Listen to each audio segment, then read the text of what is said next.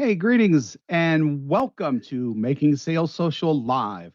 I'm Bob Woods, and with me today is the LinkedIn Whisperer, Bryn Tillman. What's going on, Bryn? Hi, Bob. Not much or lots, I'm not sure, but Yeah. having a lot of fun.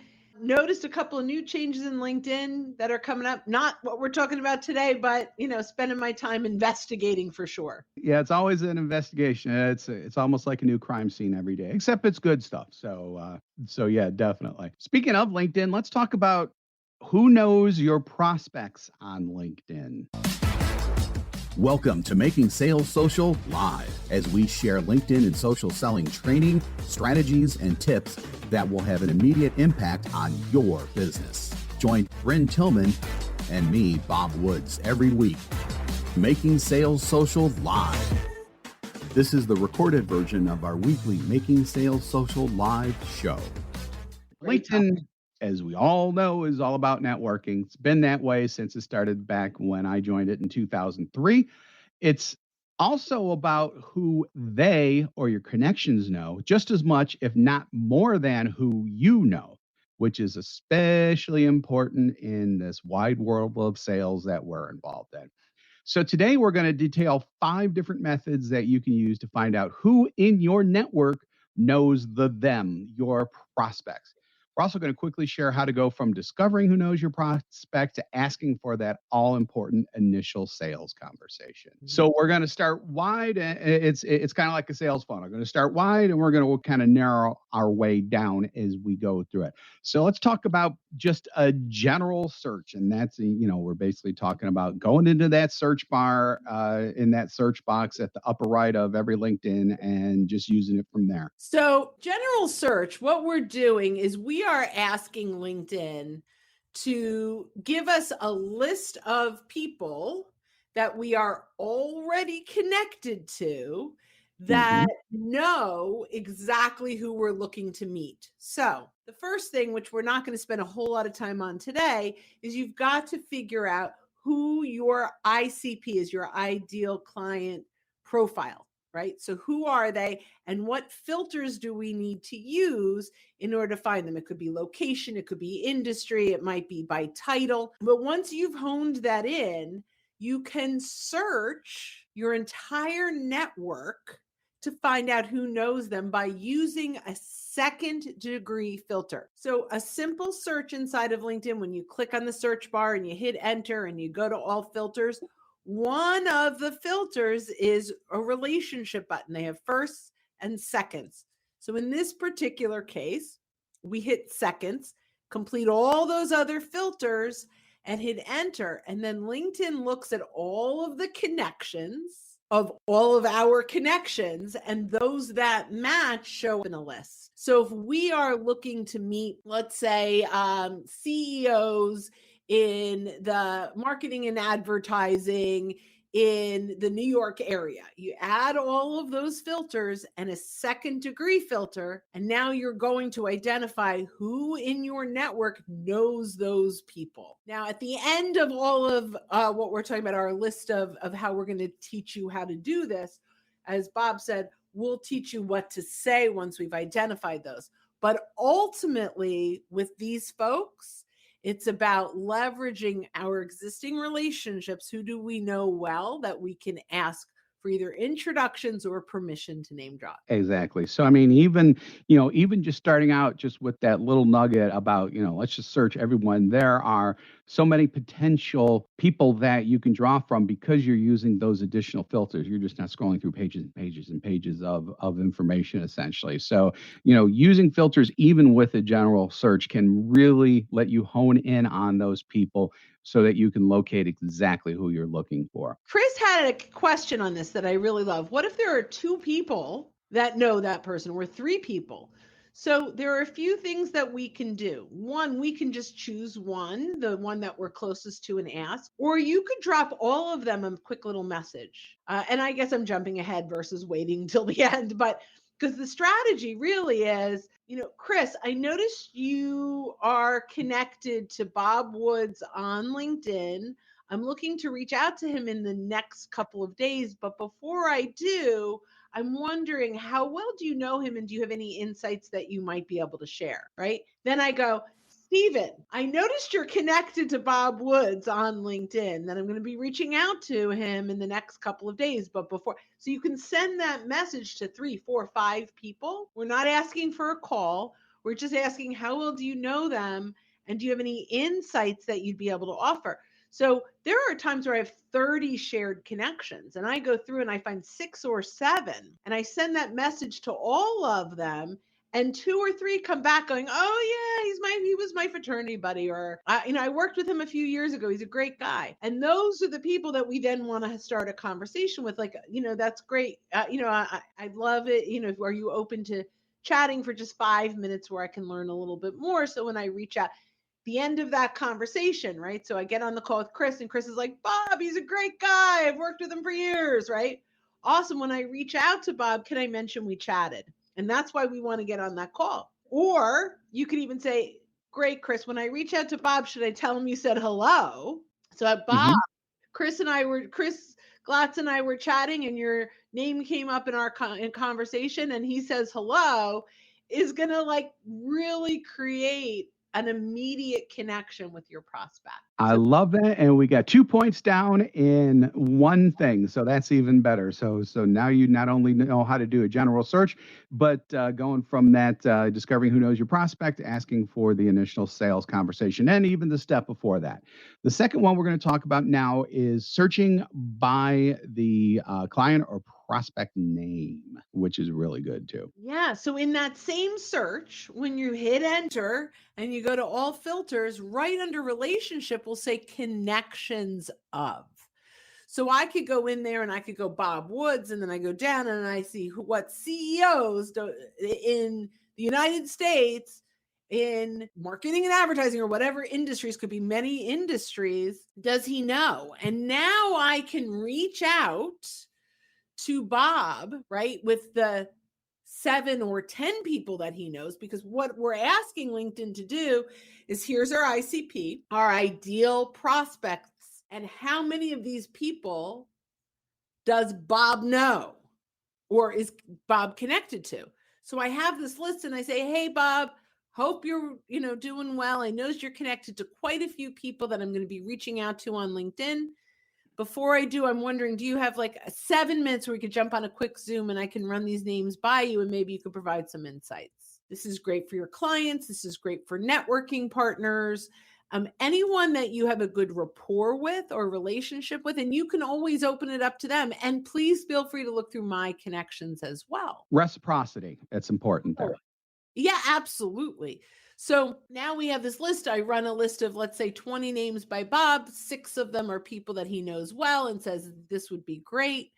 And now when we get permission to say, hey, when I reach out, Bob, can I use your name? And then I reach out to each of them, and Bob Woods and I were chatting, and your name came up in conversation, and half of them will convert to calls, and the other half you'll nurture over time.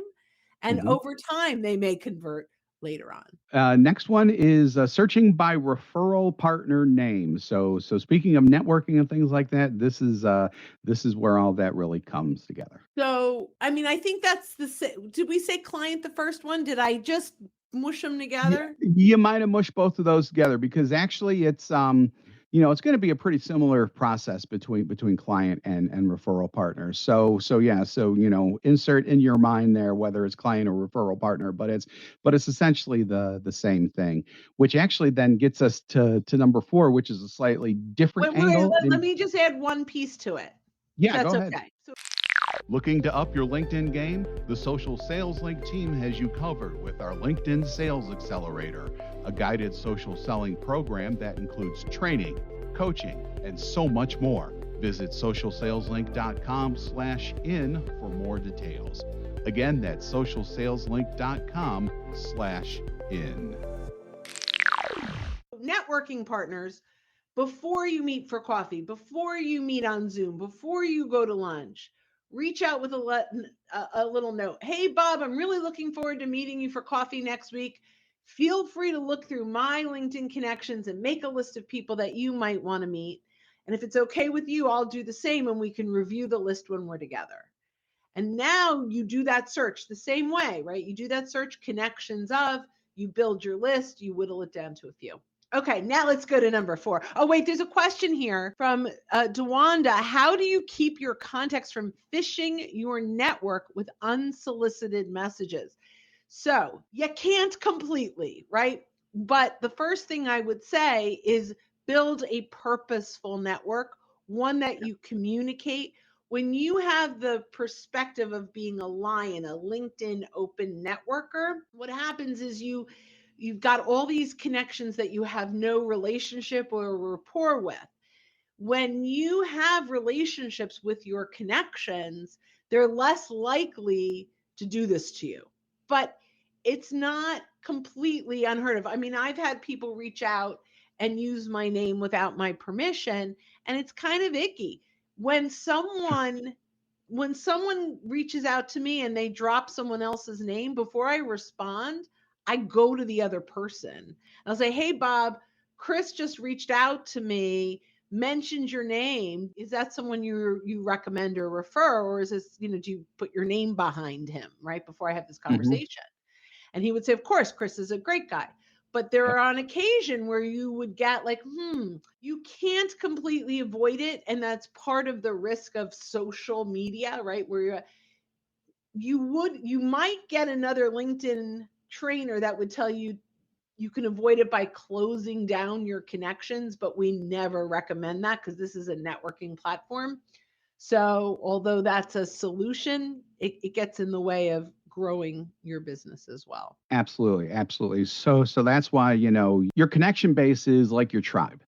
You have to protect your tribe. You got to protect your house, as they say in sports. And so, that's why being very purposeful about who you accept in, and hopefully the other people are also being very purposeful about who they accept in, should prevent, a lot of that. It's not going to prevent all of it, but it should prevent a lot of that.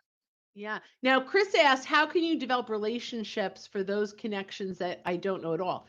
So we talk a lot about taking inventory, whether you export your connections or search your first degree connections.